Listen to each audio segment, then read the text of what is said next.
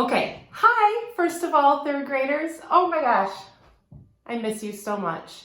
And I know that you are doing everything you can to stay busy and occupied and not drive your parents crazy. But I know you miss each other, and I know that you miss being in school. And I just have to say, more than anything, I miss you like crazy, like this much, but like this. But in the meantime, what I want to do is start taking some videos of me at home, doing a read aloud, doing some other things, but I also, in the coming weeks, want to start doing something online. I'm looking at a couple of different options right now for ways that we can communicate. And there are a couple different platforms online for that, so I'm still trying to work through that and find out what makes the most sense for you, and I don't want to overwhelm your parents with a whole lot of new technology right now. So bear with me, I'm working on that. But in the meantime, I have come prepared today for a read aloud. Now, I have to tell you, Mr. Richards is upstairs right now working. Benjamin's in the basement playing video games, and Johnny and Fran are somewhere in the neighborhood on scooters. So let's just hope they don't interrupt this, okay? I think I've got like maybe 10 minutes in me here before it all falls apart again. So before I do that though, you know that I love a good chart. So guess what I have done? I have put together a chart for you of all the things, well, not all the things, but a lot of the things that I've been doing to keep myself busy and not missing you too much. So, well, it's impossible not to miss you that much, but you get the idea. Here are my top 6 things. See, hopefully you can see it here. That I have been doing over this, I don't know if we call it break, I don't know what we call it, but this is what I've been doing for the most part. A lot of reading, a lot of reading. Right now I'm reading a book called Ready Player One. You may have heard of it, but it's one that Jonathan read in middle school last year, so I'm trying to get caught up with that with him so that he and I can talk about books. And it's a really good book. I don't know that it's quite a book you'd want to read yet, but keep it in mind for when you get into 5th grade. Cooking. Everybody in my family is loving the fact that I'm cooking a little bit more, okay, a whole lot more than I used to. And I wrote down lots of avocados because that is what suddenly Franny has decided she is obsessed with. So because I can't give her sushi every day, which is what she loves the most, we've decided that avocados are one a day, and I chop them up for her every day, put a little bit of pepper and salt on them. It's like her favorite thing suddenly. So I've been doing a lot of that. And a lot of other junk food too, so don't worry. Puzzles, lots of them. You might see I've got some puzzle pieces here in front of you, in front of me. This is sort of our command central in here. We've got a puzzle going on. We finished one just the other day. Benjamin and Gray and I did this one of dolphins.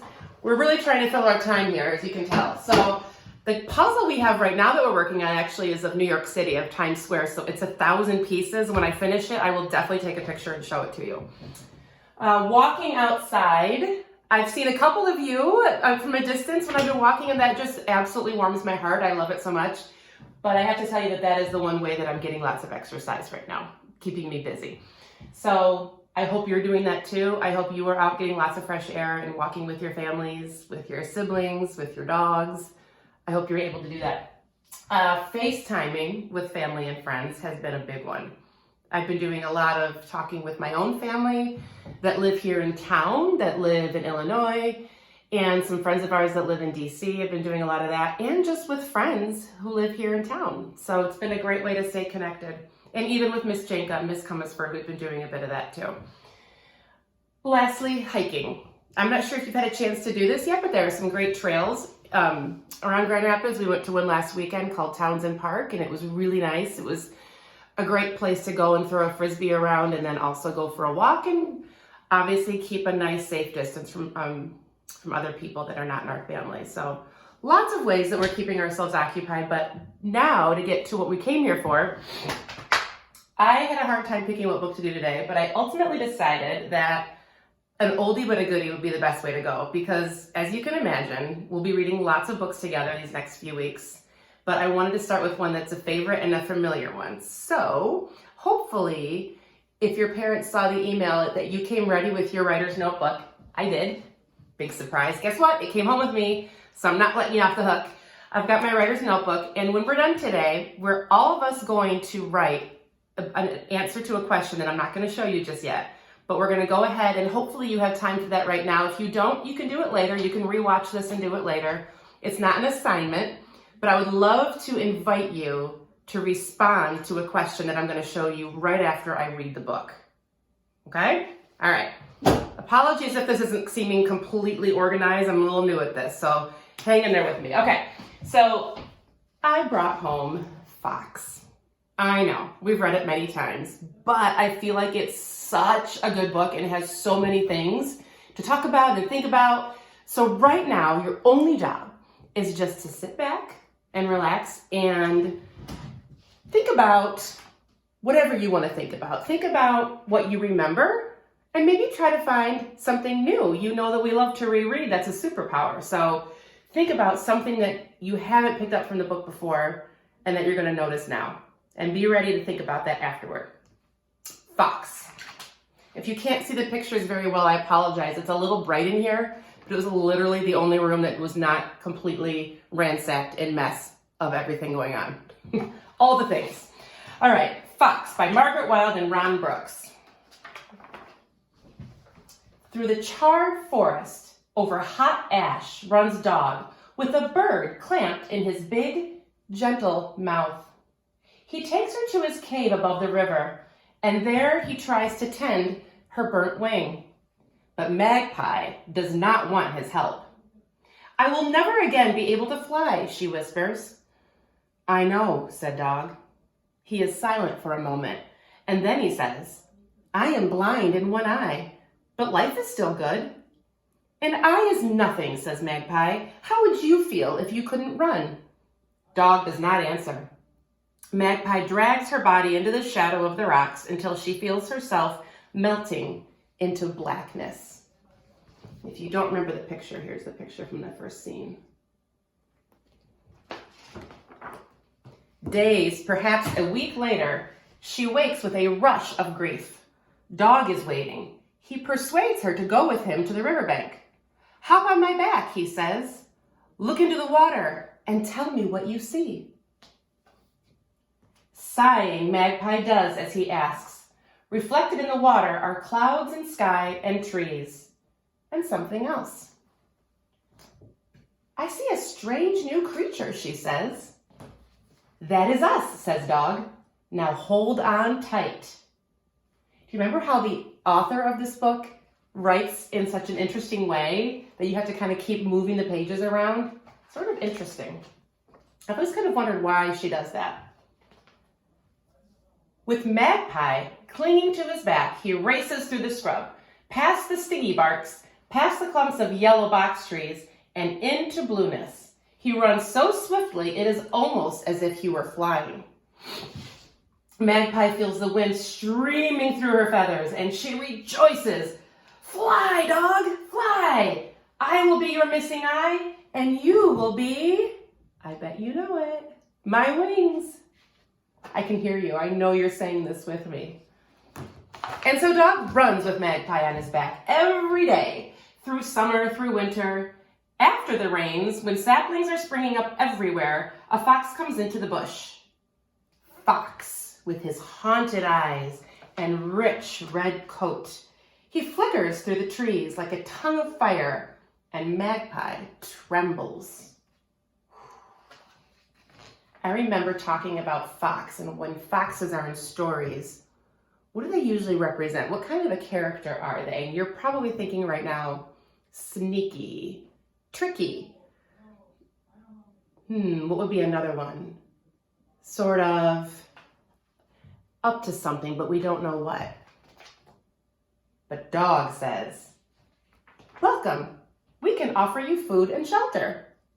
And so that's interesting because here we are thinking, ooh, here comes the fox. He's gonna try and get away with something. And Dog just says, welcome, we can offer you food and shelter.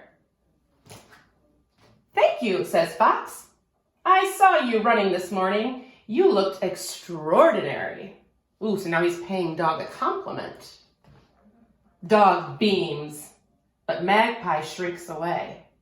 She can feel Fox staring at her burnt wing.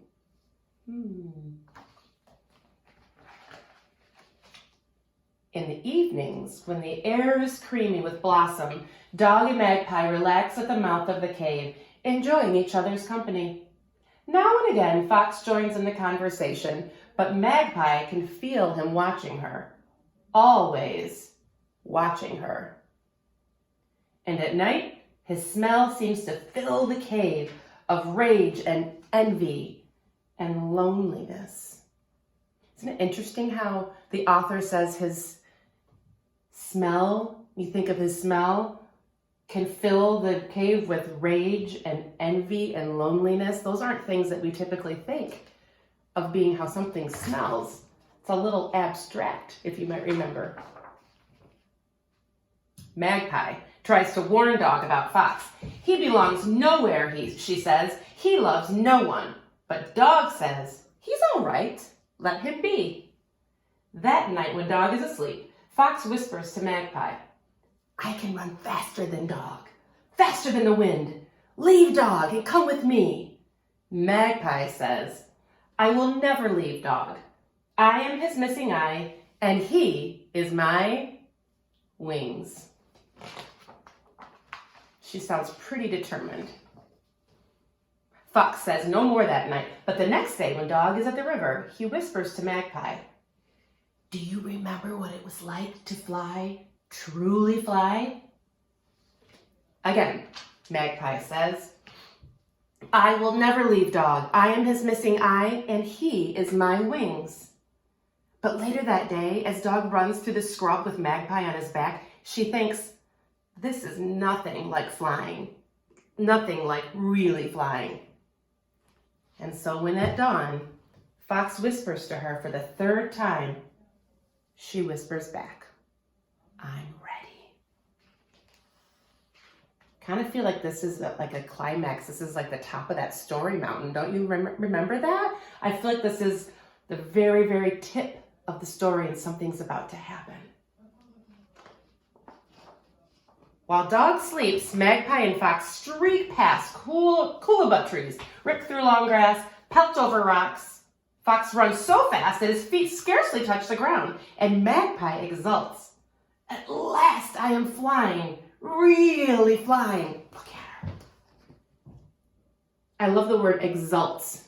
If you think about that, what do you think that means? I think it means like just so joyful, so happy that you want to shout it from the mountaintops. Magpie is exulting. Do you love how I'm trying to like slip in little lessons here? Yeah. Fox scorches through woodlands, through dusty plains, through salt pans, and out into the hot, red desert. Wow, you can see how they've really left the brush and are way out in that hot desert. He stops, scarcely panting. There is silence between them. Neither moves, neither speaks. Then Fox shakes Magpie off his back as he would a flea and pads away. He turns and looks at Magpie and he says, now you and Dog will know what it is like to be truly alone. Then he's gone. In the stillness, Magpie hears a faraway scream. She cannot tell if it is a scream of triumph or despair. Magpie huddles, a scruff of feathers adrift in heat. She can feel herself burning and into nothingness. It would be so easy just to die here in the desert. But then she thinks of Dog, waking to find her gone.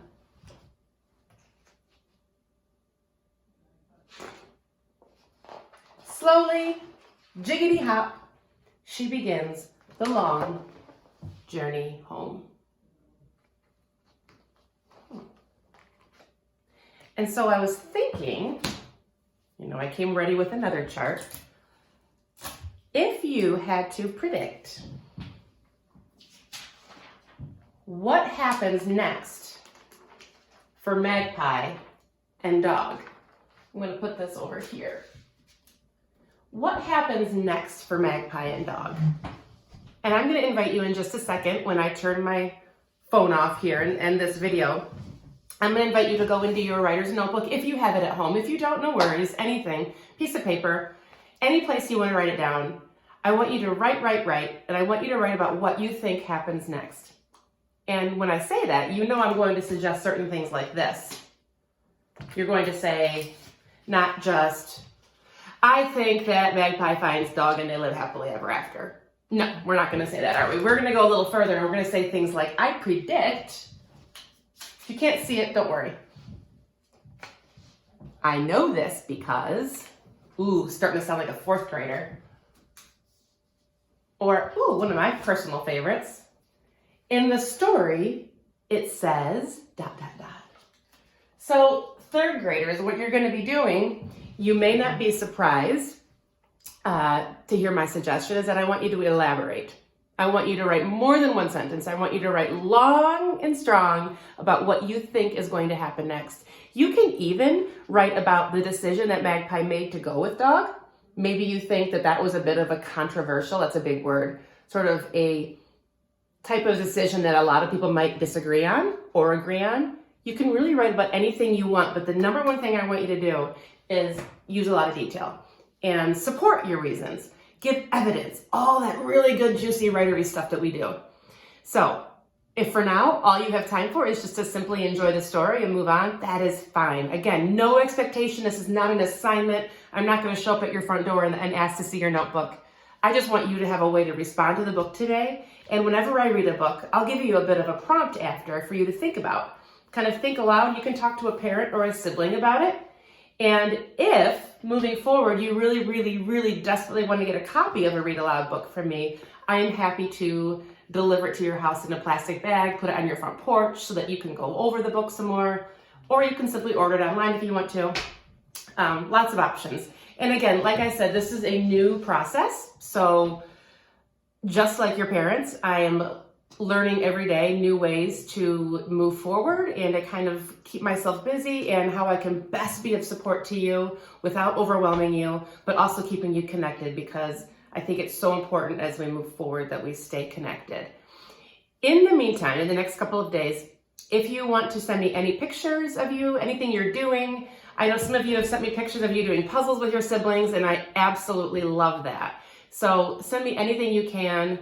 If you want to send me a video of yourself, I will video myself back. We're just going to figure this out together as we go. And please know that no matter what, I am still your teacher, and I am still here supporting you and loving you as much as ever.